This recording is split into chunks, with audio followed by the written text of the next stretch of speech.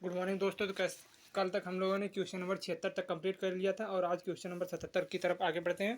तो देख सकते हैं क्वेश्चन नंबर 77 से हम लोग स्टार्ट करेंगे। बुद्धचरितम नामक महाकाव्य किसने लिखा है? तो दोस्तों आपको भी पता होगा कि बुद्धचरितम नामक जो महाकाव्य है अश्वघोष जी द्वारा लिखित है। ठीक है, ऑप्शन नंबर डी इसका सही आंसर हो जाएगा। आप ठीक है, चलिए आगे बढ़ते हैं क्वेश्चन नंबर 78 की तरफ। देख सकते हैं आप पूरा यहाँ पर मेंशन करके दिया हुआ है। क्वेश्चन नंबर 78 दिया, निम्नलिखित में से कौन सा स्थल बौद्धों के तीर्थ स्थलों में से नहीं है? तो आपको बताना है कि कौन सा नहीं है। तो आपको पता होगा दोस्तों, बोध गया भी शामिल है, सारनाथ भी शामिल है जहाँ पर महात्मा बुद्ध जी ने अपना पहला उपदेश दिया था, और कुशीनगर में इनका महापरिनिर्वाण हुआ था, यानी इनकी मृत्यु हुई थी। लेकिन ग्वालियर से इसका कोई संबंध नहीं, तो ऑप्शन नंबर सी इसका सही हो जाएगा। ठीक है, ग्वालियर से कोई इस प्रकार का संबंध नहीं है। दोस्तों आपको पता होगा कि ग्वालियर में, आपको कमेंट करके बताना है कि ग्वालियर में किसका मकबरा है जो प्रसिद्ध एक गायक थे। ठीक है, संगीत गायक थे। गौतम बुद्ध का जन्म कहाँ हुआ था? तो आपको भी पता होगा दोस्तों कि गौतम बुद्ध जी का जन्म जो है लुम्बिनी में हुआ था। ठीक है, लुम्बिनी इसका सही आंसर हो जाएगा। ऑप्शन नंबर बी सही हो जाएगा। ठीक है, चलिए आगे बढ़ते हैं दोस्तों। लेकिन आगे बढ़ने से पहले एक बार आपसे गुजारिश करूंगा कि यदि चैनल पर नए हैं तो चैनल को तुरंत सब्सक्राइब कर लें, ताकि हमारी आने वाली वीडियो की हर नोटिफिकेशन आपके पास तुरंत पहुंचे। दोस्तों ये सवाल करवाया जा रहा है यूथ पब्लिकेशन की हिस्ट्री।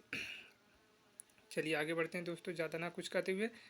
उस बौद्ध ग्रंथ का नाम बताइए जिनमें भिक्षुओं के लिए नियमों का उल्लेख है। तो आपको भी पता होगा दोस्तों कि विनय पिटक में भिक्षुओं के नियमों का जो दोस्तों उल्लेख किया गया। ठीक है, ऑप्शन नंबर बी सही हो जाएगा। ठीक है, देख सकते हैं आजकल कितने कॉम्प्लिकेटेड क्वेश्चन पूछे जा रहे हैं दोस्तों।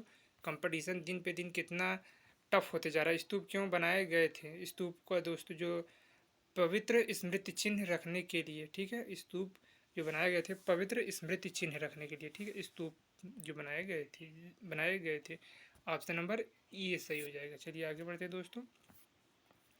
डैश का जन्म 560 ईसा पूर्व से में हुआ था और 480 ईसा पूर्व में 80 वर्ष की उम्र में उनकी मृत्यु हो गई। तो आपको पता होगा कि ये बात कर रहे हैं इनका, हालांकि 500 यहाँ पर देख सकते हैं 563 दिया है।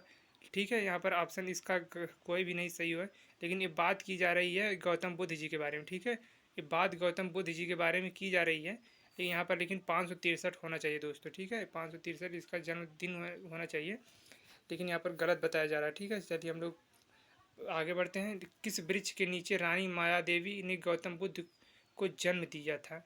देख सकते दोस्तों, आपको जान करके ताज्जुब होगा कि इस तरह के भी क्वेश्चन पूछे जा रहे हैं कि माया देवी ने गौतम बुद्ध को किस वृक्ष के नीचे? तो साल वृक्ष के नीचे दोस्तों जन्म उनको दिया था। ठीक है, आजकल के टीचर ऐसे क्वेश्चन दोस्तों नहीं बताते हैं, हालांकि पूछ लिया जाता है। देख सकते हैं कि जैसे अभी हाल ही में पेट के एग्जाम में पूछा था कि महात्मा गांधी जी ने किस वर्ष लंगोटी पहनना सीखा था। दोस्तों कुछ लोगों ने इसका मजाक बनाया था, लेकिन आपको बता दूं कि इस तरह के भी क्वेश्चन पूछे जाते हैं, कोई मजाक के क्वेश्चन नहीं है।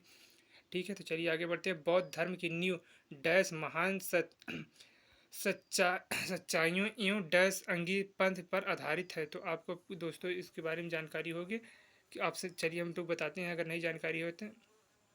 यहाँ पर 84 का दोस्तों जो ऑप्शन होने वाला है ऑप्शन नंबर डी हो जाएगा। ठीक है, ऑप्शन नंबर डी यहाँ पर 4 और 8 हो जाएगा। ठीक है, 4 और 8 यानी इसका ऑप्शन नंबर दोस्तों डी सही हो जाएगा। ठीक है, तो ऑप्शन नंबर डी सही हो जाएगा। चलिए आगे बढ़ते हैं दोस्तों। आगे बढ़ने से पहले एक बार फिर से गुजारिश है कि दोस्तों चैनल पे नए हैं तो चैनल को तुरंत सब्सक्राइब कर लीजिए।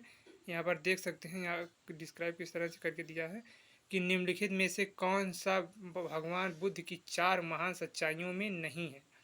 आपको संसार दुखों का घर है, यानी संसार दुखों से भरा हुआ ये भी था उनका दोस्तों। दुख का कारण इच्छा, ये भी बात सही है, लेकिन यदि इच्छाओं से छुटकारा नहीं मिलता है तो दुखों से निवारण हो सकता है। इस तरह का कोई दोस्तों कोटेशन नहीं था। ठीक है, इस तरह का कोई कोटेशन नहीं था।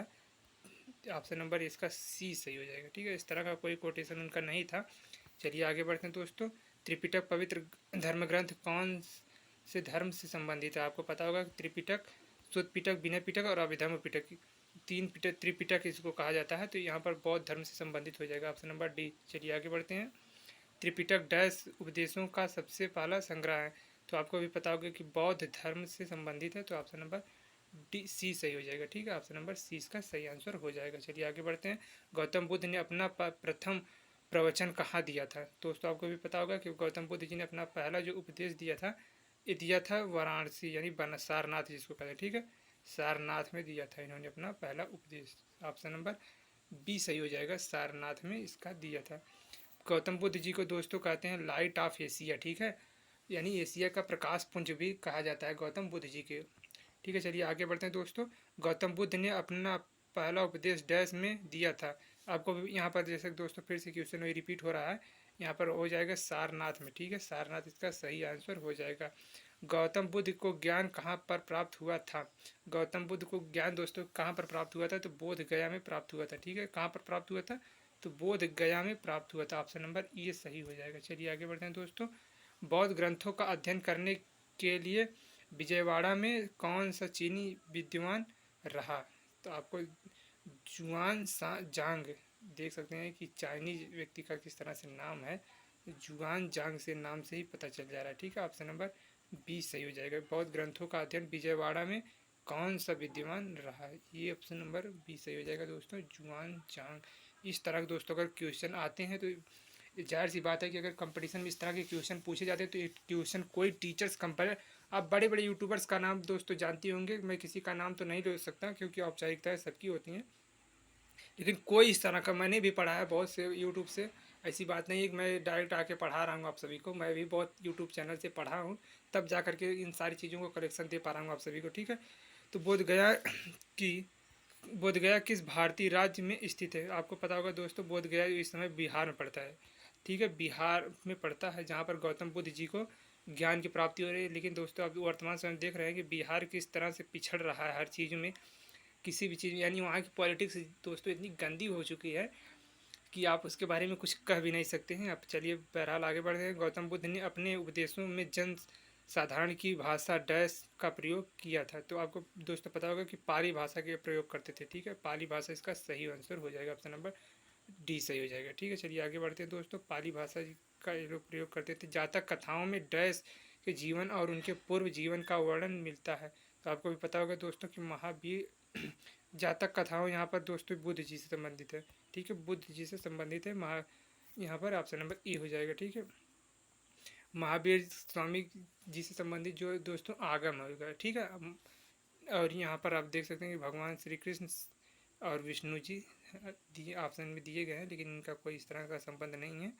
चलिए हम लोग शैव धर्म से ऐसा माना जाता है, सॉरी शैव धर्म नहीं, एक धर्म है उनका, तो उसके उपासक श्री कृष्ण को माना जाता है, उसका नाम अभी ख्याल नहीं आ रहा है, नहीं तो। और एक वैष्णव धर्म होता है, वैष्णव धर्म से के उपासक को अलवार कहा जाता है, ठीक है।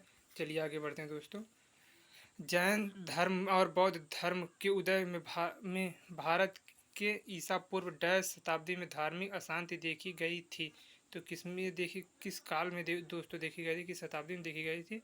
तो छठी शताब्दी में देखी गई थी, ठीक है, छठी शताब्दी इसका सही आंसर हो जाएगा। गौतम इस यहाँ पर दिया गया है। अगला क्वेश्चन है दोस्तों कि गौतम बुद्ध की माँ का नाम क्या था? तो अभी आपने पढ़ा होगा कि महामाया इनकी नाम, माता का नाम था महामाया, लेकिन यहाँ पर माया दिया हो तो दोस्तों ऑप्शन नंबर यही सही हो जाएगा, ठीक है, महामाया दिया हुआ है, ठीक है।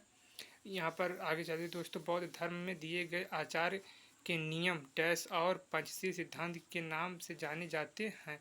तो इसका दोस्तों यहाँ पर ऑप्शन इस तरह का कोई नहीं है। यहाँ पर गौतम बुद्ध ने अष्टांगिक मार्ग ही दिया था, पंचशील सिद्धांत इस तरह का कोई था नहीं, ठीक है, अष्टांगिक मार्ग उन्होंने दिया था।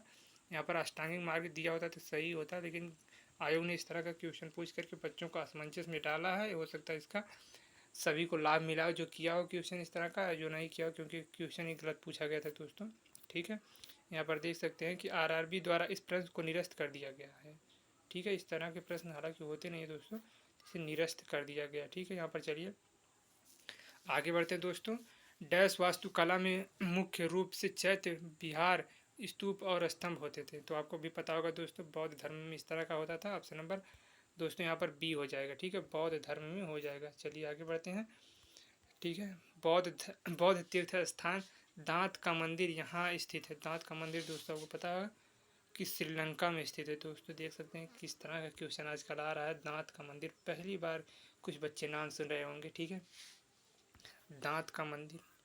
इसके बाद में बोरोबुडूर बौद्ध मंदिर कहाँ स्थित है? बोरोबुडूर जो स्थित है दोस्तों इंडोनेशिया में, ठीक है, इंडोनेशिया इसका सही हो जाएगा। ऑप्शन नंबर सी सही हो जाएगा। चलिए आगे बढ़ते हैं दोस्तों। अब इसके बाद में दोस्तों यहाँ पर आज हम लोग यहीं तक करेंगे 101 क्वेश्चन तक। इसके बाद हम लोग स्टॉप करेंगे वीडियो को। जहाँ यह मानते हैं कि भगवान बुद्ध ने अपना पहला उपदेश दिया था, उस स्मारक का नाम बताइए और जिसे seat of the Holi Buddha भी कहा जाता है। तो आपको दोस्तों पता होगा कि यहाँ पर इन्होंने गौतम बुद्ध जी ने सारनाथ में दिया था, सारनाथ में दिया था। ऑप्शन नंबर यहाँ पर धम्मे के स्तूप और होगा इसका ऑप्शन नंबर ई सही हो जाएगा। ठीक है, चलिए दोस्तों वीडियो को यहीं पर रोकते हैं। वीडियो में आगे बढ़ने से पहले दोस्तों एक बार पुनः आपसे कहूँगा कि यदि आप नए हैं चैनल पर तो चैनल को सब्सक्राइब करना ना भूलें। और दोस्तों क्लास 10th का आज रिजल्ट आएगा, यदि आपके छोटे भाई बहन पढ़ते हैं तो उनका रिजल्ट चेक करके हमें कल ज़रूर बताइएगा कि उनका कितना परसेंटेज है, और ताकि हम लोग उन्हें भी गाइड कर सकें। ठीक है, चलिए यहाँ पर वीडियो को स्टॉप करते हैं। तब तक के लिए जय हिंद जय भारत।